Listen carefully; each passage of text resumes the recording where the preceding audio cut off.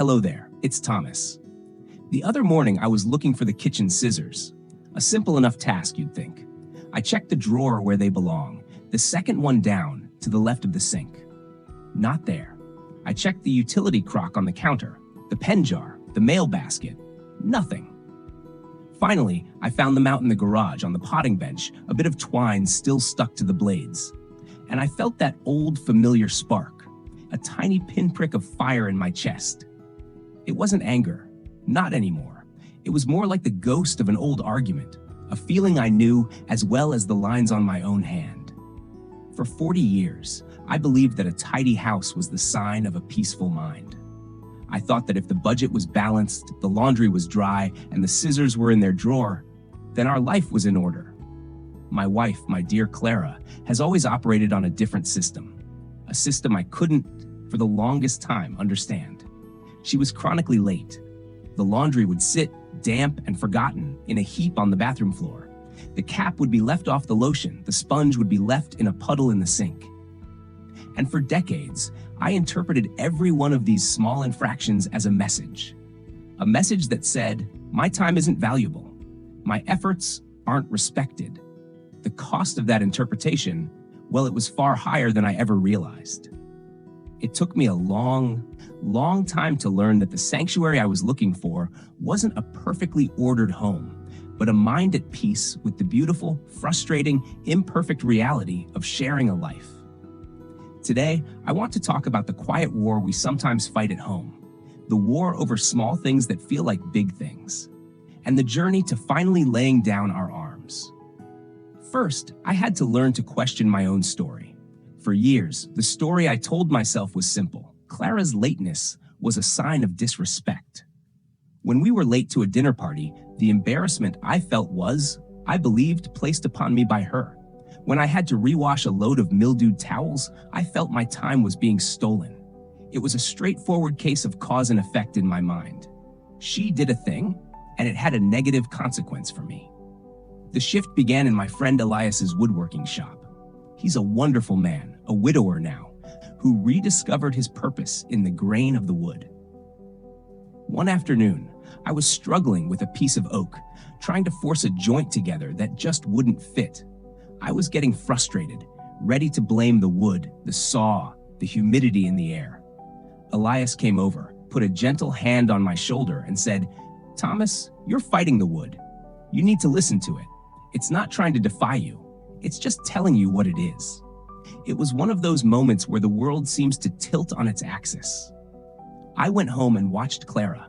She was in the living room, completely absorbed in her new watercolor painting, a hobby she picked up after she retired. Her supplies were spread all over the coffee table.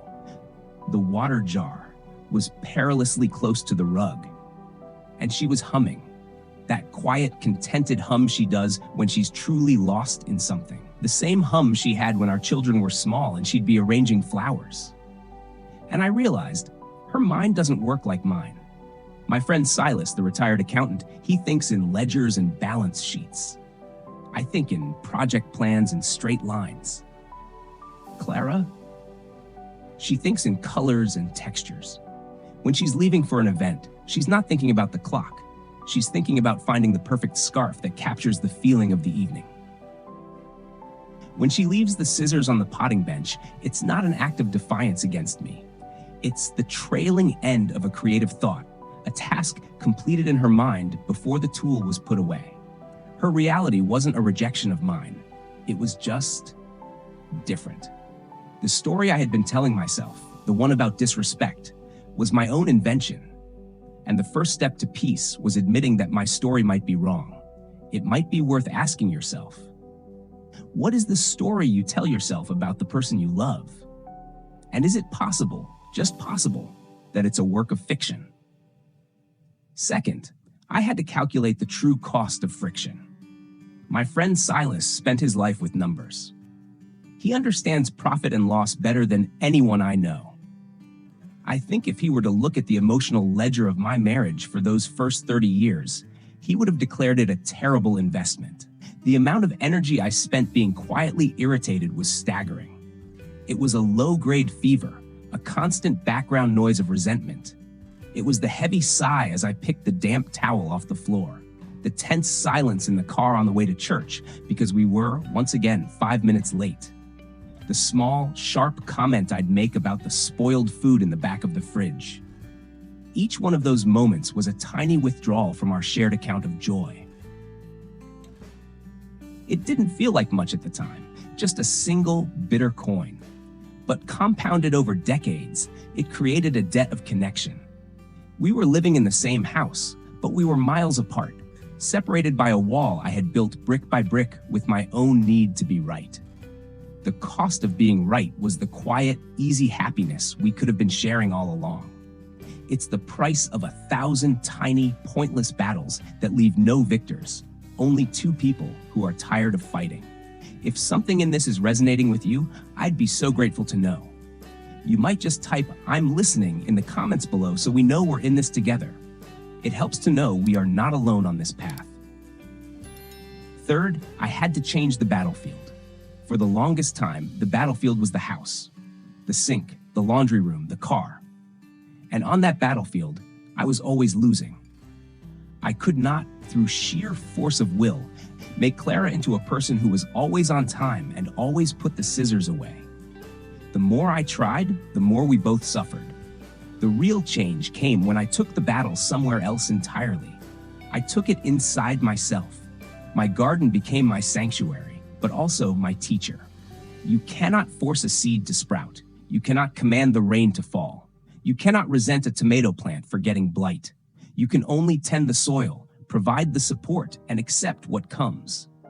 You learn to work with nature, not against it. My friend Arthur, who has walked through the profound grief of losing his dear Eleanor, often speaks of happiness as a garden to be tended. He says it's about the daily practices of noticing, mending, and yielding. I started to apply that to my marriage. Noticing. Instead of noticing the damp towel on the floor, I started noticing the way Clara's eyes lit up when she talked about her book club. I noticed how she always remembered to call our son on the anniversary of a tough day he once had. Mending. Instead of trying to mend her habits, I started to mend the disconnect between us. I'd go and sit with her while she painted, not saying much, just being present. I started to understand that my presence was more important than my punctuality. Yielding. This was the hardest part. Yielding didn't mean giving up. It meant letting go of my rigid definition of how things should be. It meant accepting that we could be 5 minutes late and the world would not end. It meant picking up the towel, not with a sigh of resentment, but with a small, quiet prayer for patience, an act of service instead of a chore. The battle was no longer about Clara's habits. The battle was for my own peace. And by tending the garden of my own mind, the chaos of the house began to seem less like a threat and more like the simple, messy backdrop of a life being lived. It's not as if our house is perfectly tidy now. It isn't. Clara is still, on occasion, breathtakingly late, but the fire in my chest is gone. The story has changed. I've learned that love, in the long run, isn't about two people fitting together like perfect machine-cut puzzle pieces. It's more like two old, gnarled trees growing side by side. Their roots tangle, their branches cross. They don't grow perfectly straight. They lean and adapt to give each other room for the sun. It is a messy, imperfect, and profoundly beautiful arrangement. The other day, Clara came into the workshop while I was mending an old chair. She had a smudge of blue paint on her cheek. She was holding a cup of tea in one hand, and in the other, she held out the kitchen scissors. "Found these," she said with a little smile. I think they were trying to escape, and I just laughed, a real easy laugh. Because in that moment, the scissors weren't a symbol of disrespect. They were just scissors. And the woman holding them was the person I chose and continue to choose to share this messy, wonderful, imperfect life with. The peace I had been searching for wasn't in the drawer after all. It was right here, in the space between us. Thank you for spending a few minutes with me today, for sharing this quiet space.